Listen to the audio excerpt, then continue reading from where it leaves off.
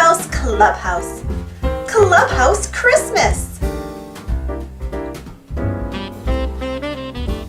Mickey and his friends are getting ready for Christmas Eve.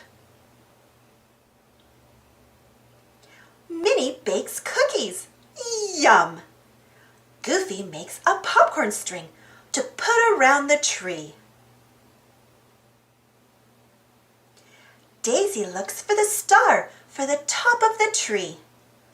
Clarabelle says, I'd put the star in the small red box with the green bow. Do you see the box? Oh my, says Daisy. We can't open the box. How will we get our star for the tree? Mickey calls, Oh, Toodles! Toodles brings a special holiday musk tool to cut the ribbon. A pair of candy cane safety scissors. We've got ears. Say cheers.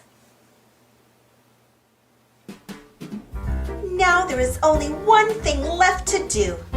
Wish you a Merry Mickey Mouse Clubhouse Christmas.